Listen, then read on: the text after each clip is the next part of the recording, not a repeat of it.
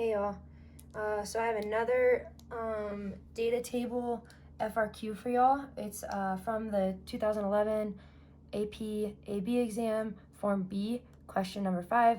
Again, you can always find these on Google, especially if you want to look up the scoring guidelines. I would encourage you to see how they were scored and see how points were distributed throughout the problem to kind of know how you will be graded on the AP exam. But this is an FRQ that is no calculator, and it's from it's with a data table, and it's also involving your kind of physics style functions, position, velocity, acceleration.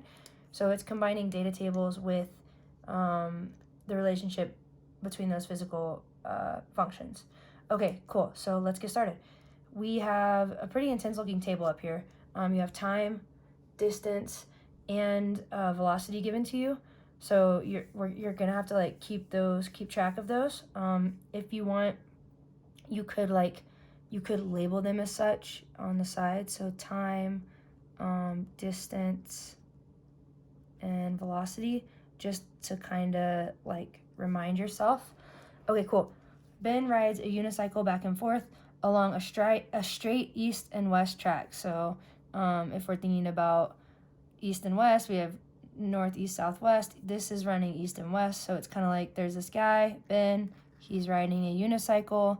Let's draw Ben. This might be a waste of time on the AP exam, but it's good to like get an idea of what the problem looks like. So it says he is driving or riding this unicycle back and forth. So he's going back and forth on this track. His distance is his position on the track. Hold on, sorry, I skipped this. The twice differentiable function b, so this is, you can take the derivative of this twice, models Ben's position, so distance, or you could say position, on the track measured in meters from the western end of the track at time t.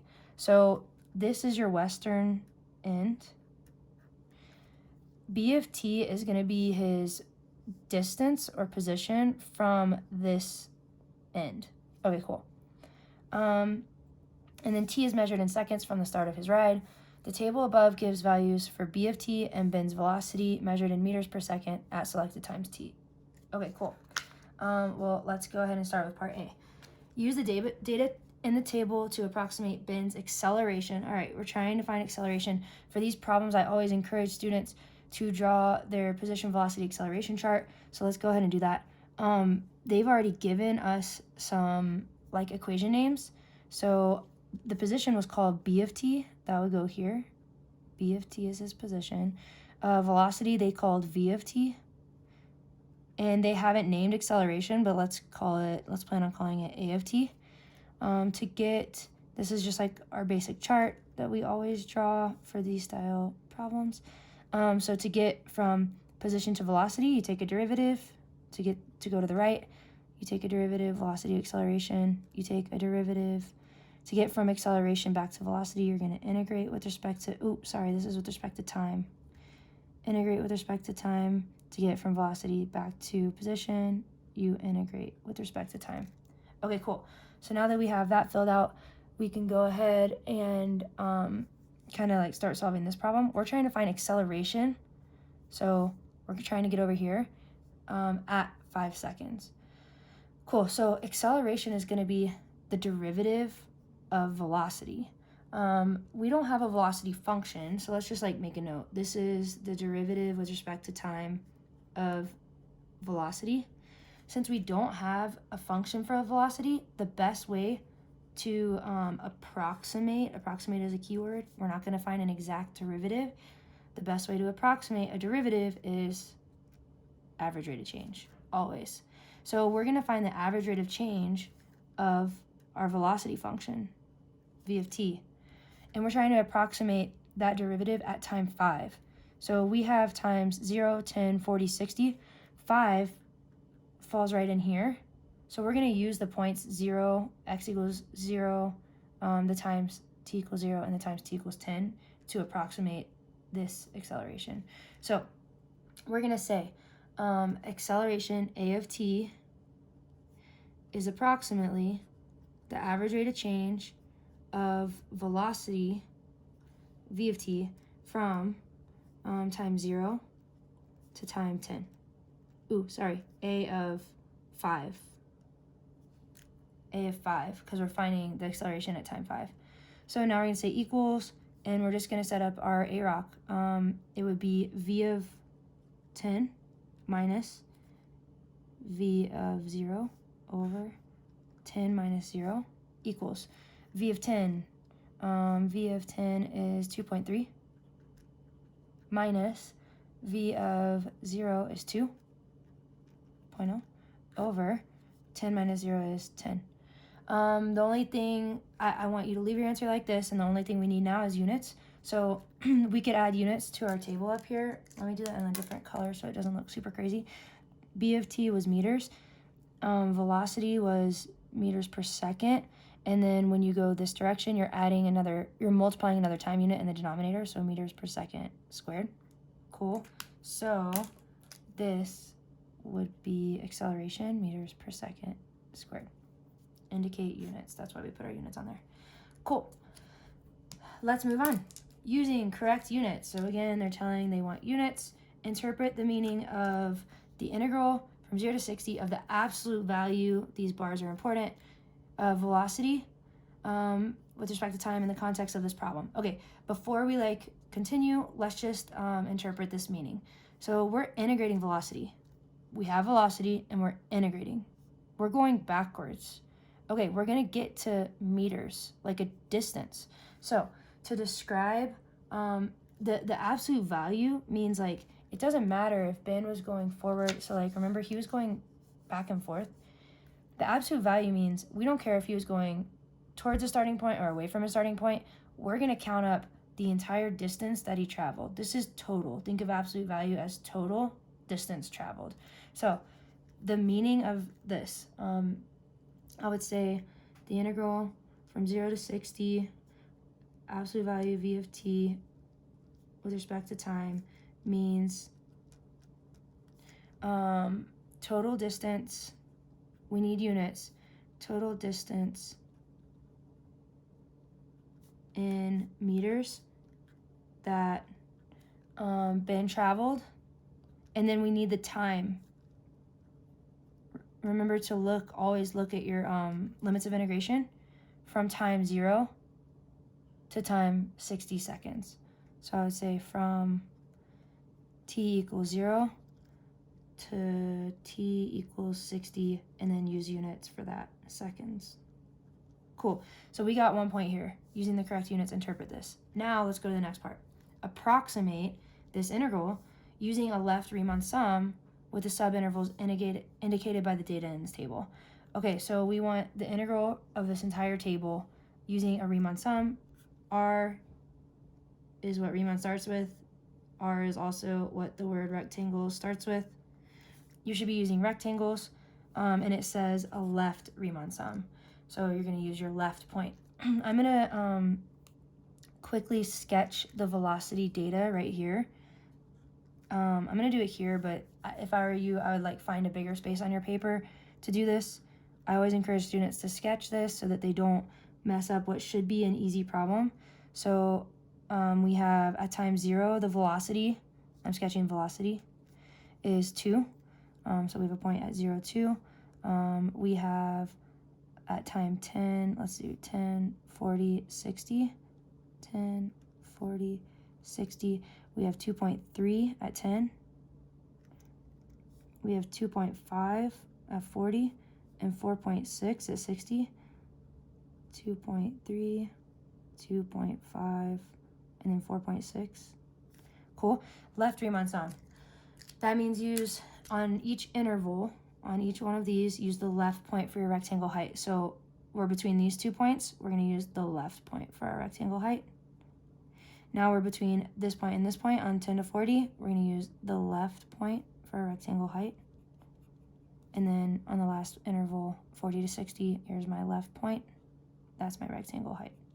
Cool. Now we're going to approximate our integral. So the integral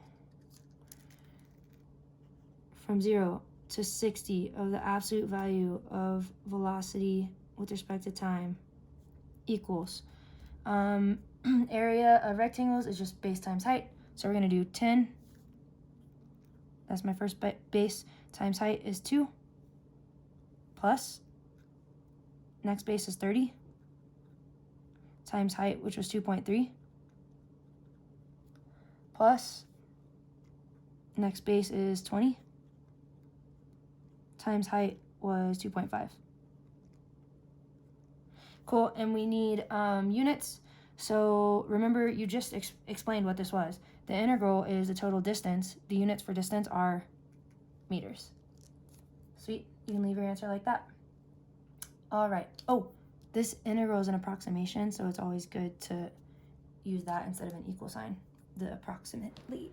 Okay, next, for time between 40 and 60, there must be a time when Ben's velocity is 2 meters per second. Justify your answer. All right. This one's kind of tricky. It doesn't make it as like obvious that it wants you to use mean value theorem, but this is a mean value theorem MVT problem. Let's just look at like what we're given. Like let's pretend we don't recognize that immediately, and just see like where we get when we look at what we're given. So we're looking between time 40 and 60, and we know that these are our velocity values. It's talking about velocity, so you should only be looking at these two values. It says his velocity has to be 2 meters per second in between this time. Okay, so wait, between 40 and 60, hold on, let me just make sure. Yes, okay. All right, cool. So like looking at this data, we can't really tell, right? Like it looks like we could just go from 2.5 to 4.6, and then call it like say, hey, well, it doesn't look like 2.5 is higher than 2, so maybe it never actually drops down.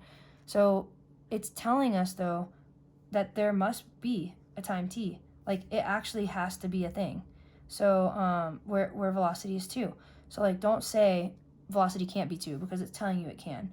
So now what I would do is, instead of looking at velocity, because it's not completely apparent from velocity, look at your position function and think of position in terms of velocity.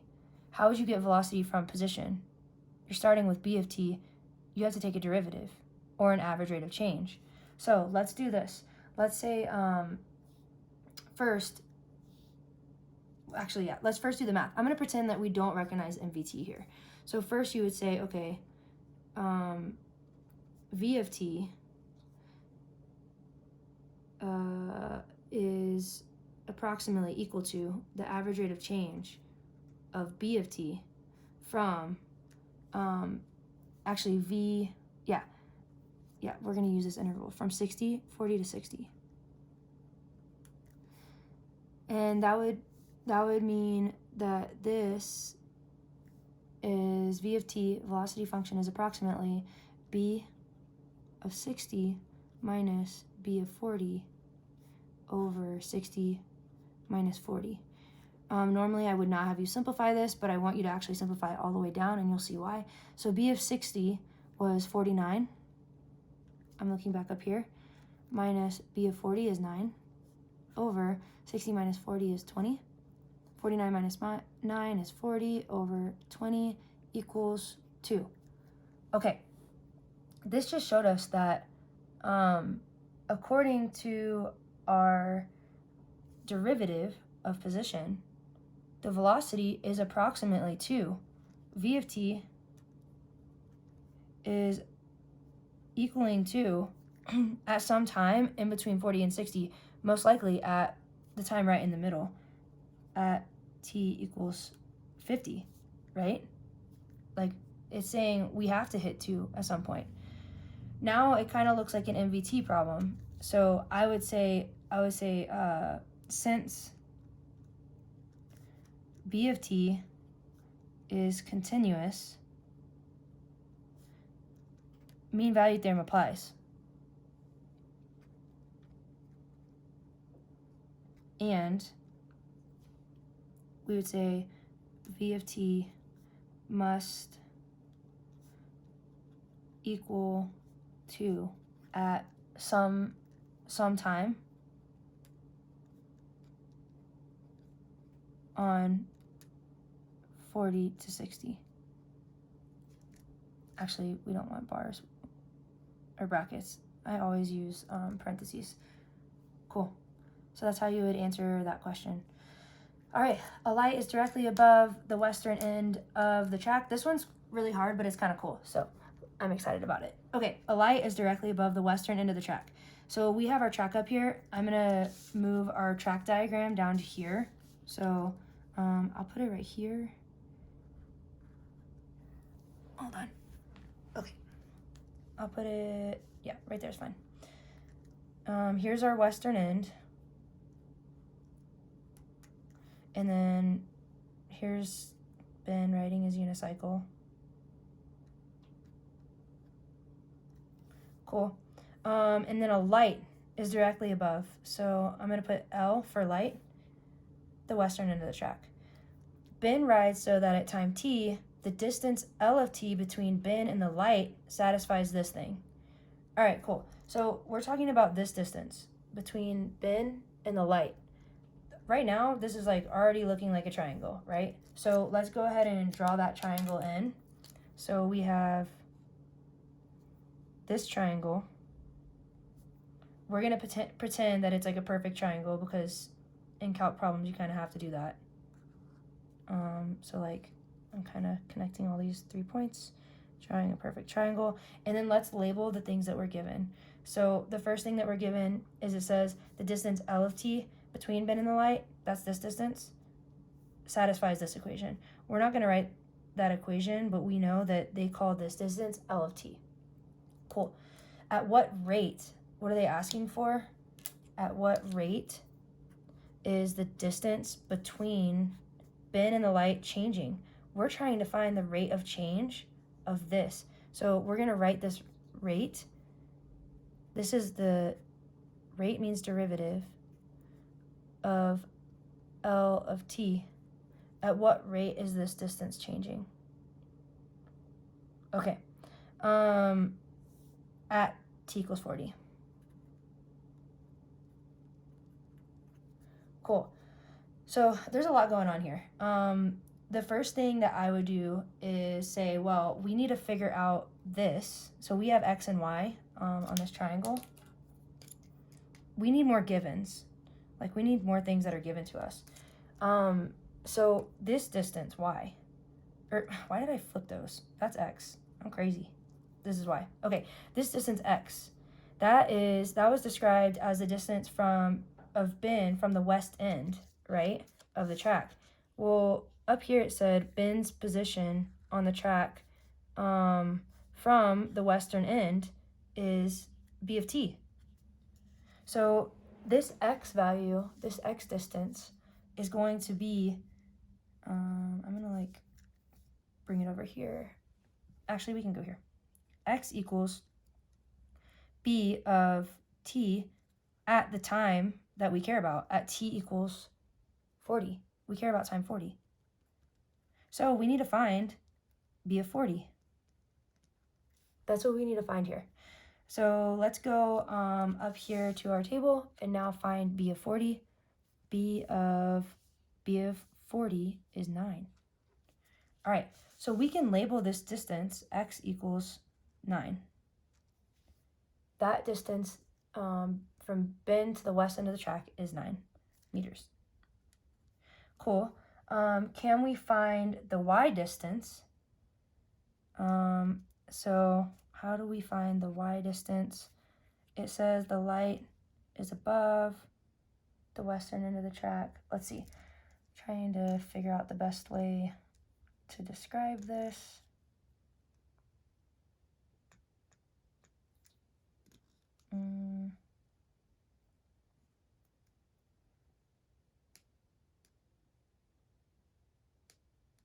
The light. So the best way to think about this is how do we get L of t from this function? Like we can use this function to get just L of t. Right now we have L of t squared.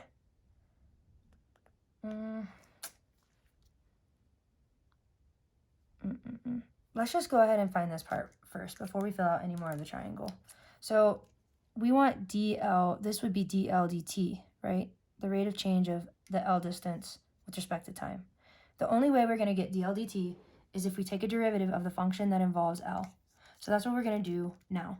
So we're going to do d dt.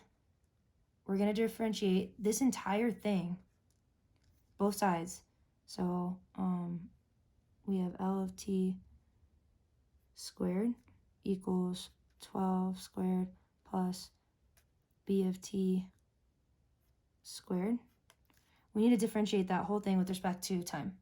So let's go ahead and do that.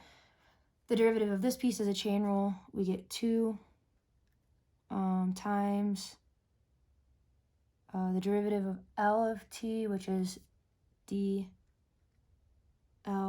dt,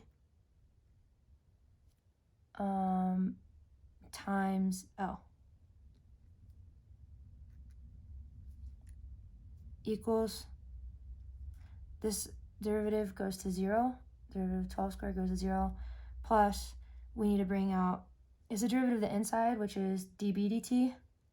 Sorry, I kind of did that first derivative backwards.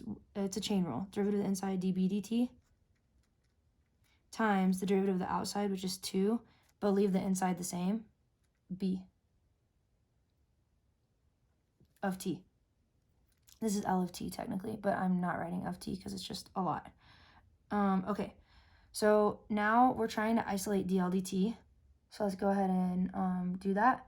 What we would do is divide the 2 in the L of t to over here. So we have dl dt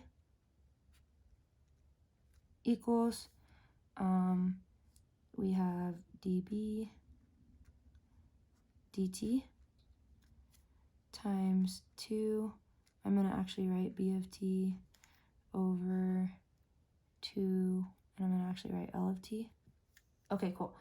And now we're going to need to find all the missing pieces. So equals, b of t was, at time 40, we already found b of t was 9.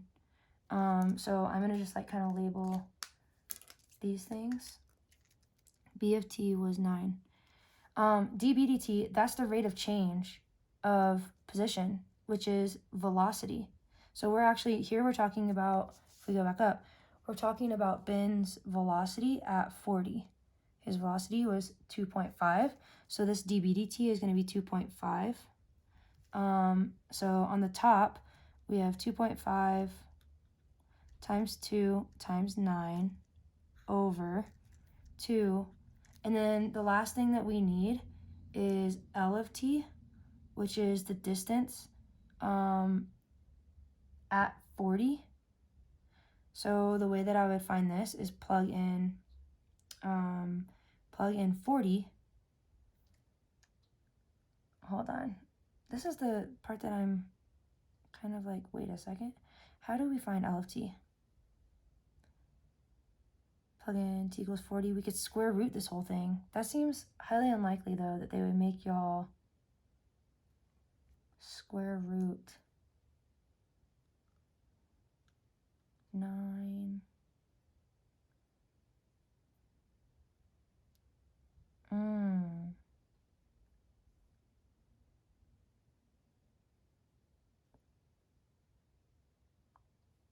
Oh, this is a distance formula.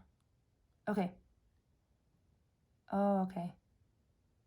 This is using, oh my gosh. It's obvious, it's right here. Okay, this is using Pythagorean Theorem. A squared, or c squared, sorry. C squared equals a squared plus b squared. That's what this looks like, right? Sorry, y'all. It took me a second to get there, but I'm there. Okay, so this is Pythagorean Theorem. C squared, this is c. If we're talking about the Pythagorean Theorem on your triangle, this is c. So c squared equals a squared plus b squared. Well, this has to be the b squared piece because it has Ben's position in here. So a squared, a is 12. Boom. We know that y equals 12. I knew we needed that part of the triangle. So if we know y equals 12, we can now find L of t, this distance, using the Pythagorean Theorem So we have 9 and 12. So we're going to do c squared equals 9 squared plus 12 squared. So c equals the square root of 81. Oh, shoot. We don't even need to do this, y'all. 9, 12, 15. Boom. Special triangle. Sweet. Or you could, like, do the square root if you wanted to. But we know that L of t equals 15. That's this piece. So now we can plug that in. 2 times 15. Whew. That was, like, for sure tricky. They set up the Pythagorean Theorem to give you the representation of the entire triangle. Okay. Now that we have that, we just need our units. So at what rate is this distance changing? This is the rate of change of distance. Rate of change, if we look back up here, distance was meters. Rate of change of distance gives you meters per second. Meters per second is going to be our units on that problem. And we are done. Wow, that one was kind of crazy. It was cool though. Okay, y'all have a wonderful day. I will talk to y'all soon. Bye.